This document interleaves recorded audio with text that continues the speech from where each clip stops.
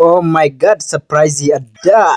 Obboleeyyan Maakiitiif jechuudha. Maakiidhaa fi obboleeyyan Ibsaa Kaayirootti argaman kennaa addaa kennaniif jiranii qophii keenya har'aatiin Maakiin maaliif miidiyaarraa dhowwamte? Ibsishaangoon maaliif miidiyaarraa dhowwe? Akkuma beekamu Maakiin guyyaa 4 keessatti erga laayifii seenuu diddee maaliif? Kan lammataa ilmoon Maakiin garaa qabdu ilmoo ji'a 4 shamara akka ta'e dhagaamee jira.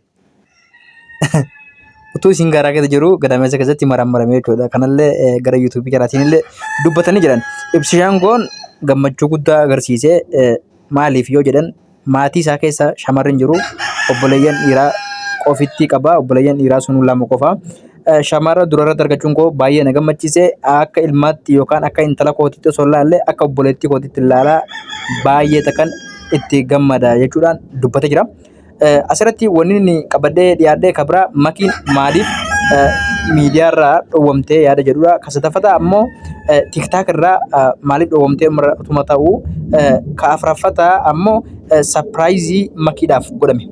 Surprise akkamiitu godhame? Firootan Ibsaa Kaayiroo jiraataniin kaleessa akkuma beekamu marqaa yookaan nyaata aadaa Arsiitu ergamee fi biyyarraa jechuudha. So har'allee surprise addaatu kennamee fi Maakiin achirattis surprise irratti akkaataan argamiinsa isii abayaa gurraacha kaayateeti. Abayaa gurraacha kaatee argamuun kun immoo ilmoo isii sanatti gammachuun qabdu na fakkaata. Dhiira jaallattii na fakkaata isiin. So fedhiin asirratti Waaqayyoo yookaan gooftaan kan inni ilaale fedhii Ibsishaa ilaale jechuudha. So waan baay'ee takka nama dhibudha. Asirratti waan jechuu barbaade Maakiin miidiyaarraa waan isin dhowwamtee fi yeroo baay'ee namoonni garaagaraa bakka heerumteetta miidiyaarraa galchi chaartiin kennamin jedhanii dubbataa jiranii sanaaf osoo hin taane Ibsishaangoon dhibbatti konfidensiidhaan miidiyaa fayyadamuu gonkumaa hin dhiifnu nuti miidiyaarraa ni bareennaa jechuun waa hedduu dubbatee jira. Kanatti aansuudhaan Maakiin guyyoota afran kana wanni isin hafteef sababa dhimmoota garaagaraatiif sababa Ibsishaangoon bira jiruu fi keessummaaleen garaagaraa waan bira dhufaa jiraniif laayivii seenuu didde malee miidiyaa fayyadamuu yoo Ibsishaangoon na dhowwe qofittiin dhiisa. Yoo Ibsishaan nan dhowwine abbaan fedhe na dhowwuu hin danda'u jettee dhibbatti dubbatte.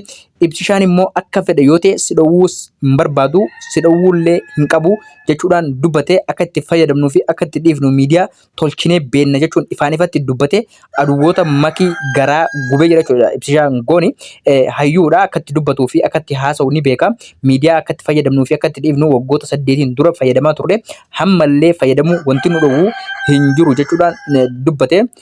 Dhimma Maakii ilaalchisee anaa fi ana qofatu dhimma itti bahuu danda'a. Maakiin miidiyaa hanga fedhii isiitiin dhiiftutti fayyadamuu mirga qabdi, mirga guutuu qabdi. Abbaan fedhallee dhowwuu hin danda'u jechuudhaan gabaasee jira jechuudha. Gara TikTok isaatis gara FB isaatis gara biraatiin Maakiin maaliif guyyaa afran kana dhiifte wanni jedhamuuf immoo waan inni bira jiruuf keessummaaleen garaagaraa bakka garaagaraatiin waan dhufaniif guyyaa 4f laayivii malee turuu isii ni beekama. Dhimmoota Maakiidhaan duraan miidiyaa kanarraa galchaa jedhamaa ture walqabatee miidiyaa kanarraa dhaabbatte yeroo ajandaa taatee turte keessatti abbaan manaa isii yookaan dhirsi isii Ibsishaangoon ibsa baaseen ani Maakii TikTok irraa dhowwuu fedhii hin qabu. Ana malee immoo namni takka dhowwuus hin danda'u yaada jedhu miidiyaa dhufee jira jechuudha. Abbaan fedhe dhowwuu kan dandeenyes ifaan ifatti dubbate jira.